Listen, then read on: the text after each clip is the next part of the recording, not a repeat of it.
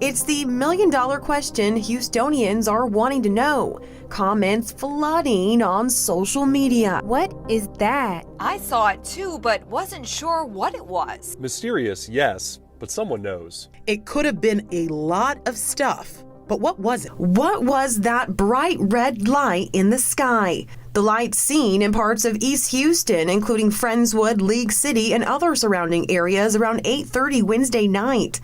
So here's what our KHOU 11 meteorologists are saying. Was ongoing flaring at one of the oil refineries. That bright light from the flare was actually being reflected like a mirror by ice crystals in the mid to upper levels of the atmosphere. LaPorte Refinery, LyondellBasell sent a release Wednesday night explaining flaring was taking place. But just to be sure, we got a second opinion. It's not a comet.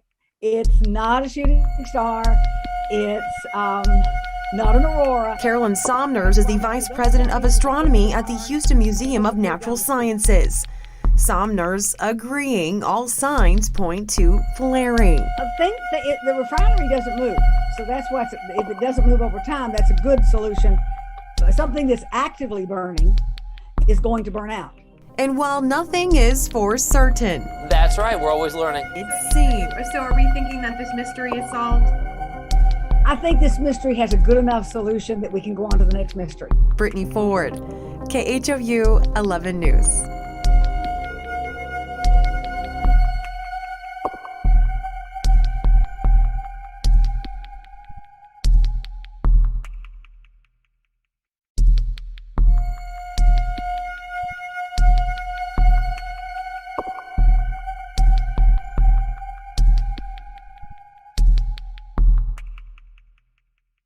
It has been a wild week of weather across the state. First, the massive wildfires, and now a dangerous tornado outbreak. Fox 26's Matthew Seedorf spoke exclusively with a Houston area firefighter tonight who's on the front lines of the Eastland Complex fire. Firefighters in Texas trying relentlessly to contain several massive wildfires. Roughly 200 fires so far, burning more than 170 square miles since Thursday. It's sandy, dusty, and it's relentless up here. Jason Adams, a fireman from Spring, speaking with us from the Eastland Complex fire west of Dallas. The blaze growing to roughly 55,000 acres. A lot of what's burned out here is coastal hay pastures, and it burned so hot so fast, it literally took everything. Like the roots aren't even there. It's like a dust bowl up here. The fire burning at least 150 buildings so far. Families left digging through what's left of their homes. My dad's dog tags, we found those yesterday.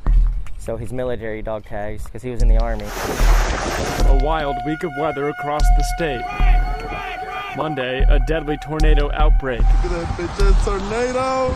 At least 20 twisters leaving behind a devastating path of destruction. I never experienced anything like this before. It was loud. There was a lot of noise, and it was just scary. Even after that little bit of rain that we got, it took less than about 30 minutes with the wind blowing for those fuels to dry out. The Eastland Complex fire now 30% contained.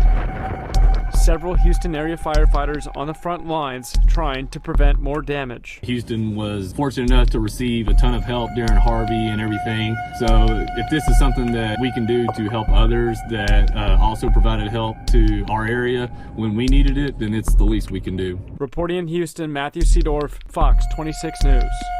There it is. You can see it. Okay, folks, get to your safe place. We've got a definite tornado that is moving northeast. Looks like it's in the lower 9. Can we move that camera and track it as it goes? There we are. So it's really racing. You can see some rotation around the main tornado. This looks like a wedge tornado. Now maybe lifting a little bit. Another spinning around it. Folks, this is something I hoped I would never see. That EF3 that we had February 7th, 2017 caused so much damage.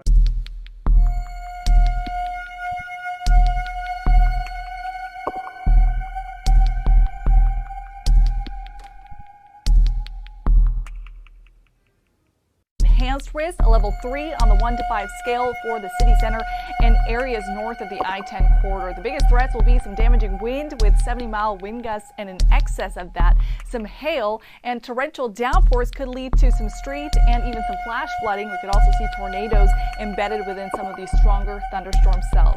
Change doesn't cause fires. We have them anyway. The fires were ignited by lightning. However, climate change sets the stage. Evening, winds are already gusting by midnight to around 83 miles an hour in Port Arthur, 118 in Cameron. Watch the winds really begin to surge even more by 2 a.m. 127 miles an hour Cameron, 119 in Port Arthur, and right in this area in between, that's where winds are likely to gust probably over 100. Is by far the most deadly aspect of these storms.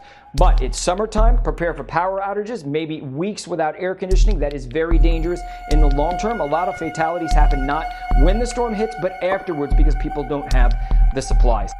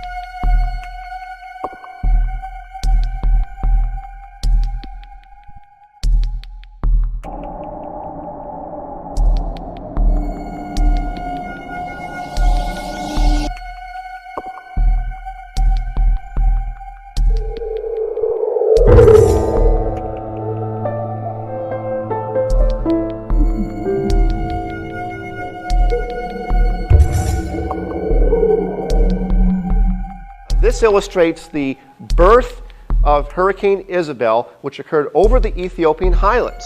And the maturity of these cloud systems as they track towards the west, picking up energy, moving across the Sahel of Africa, gathering a lot of energy over the warm tropical waters of the Atlantic. This storm became a Category 5 and stayed a Category 5 for 3 days in a row, which is unprecedented for a hurricane in the Atlantic, finally making landfall as a Category 2. Now, when Isabel hit the United States, as a Category 2, it was an enormous Category 2.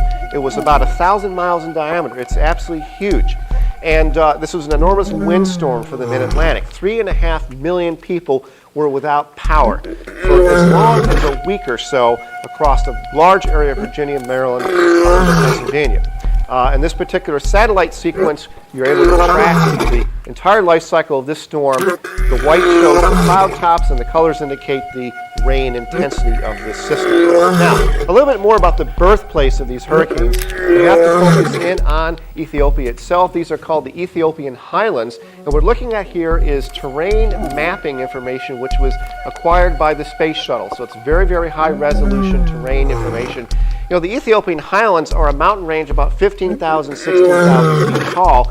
And they lie right along the Red Sea. The Red Sea is an enormous rift zone. It's a crack in the earth where Africa is literally splitting apart very slowly. The moist trade winds flow over these mountains, and as the name might imply, it does come from the Saharan desert winds. They blow across the desert. In high conditions, they can blow their dust all the way across the ocean and even into East Texas if the conditions are right for it. They're kind of that way right now.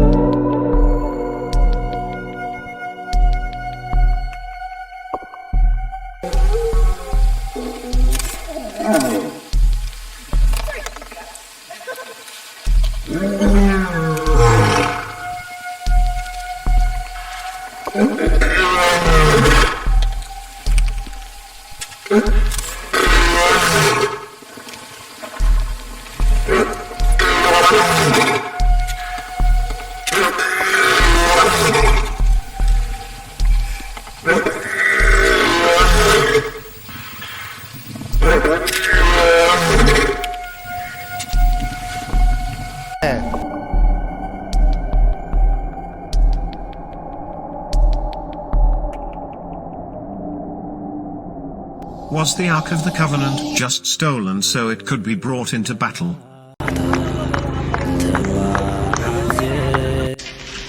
Well, the city of Tanis is one of the possible resting places of the Lost Ark.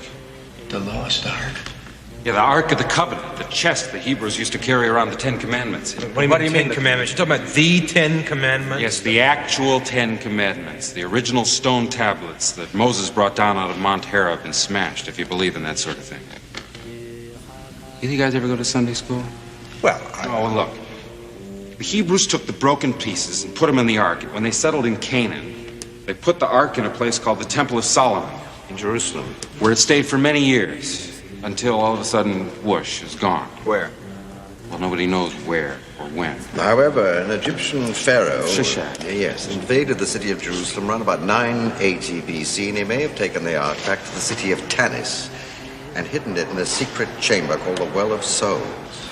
Secret chamber. However, about a year after the pharaoh had returned to Egypt, the city of Tanis was consumed by the desert in a sandstorm which lasted a whole year, wiped clean by the wrath of God. That's it.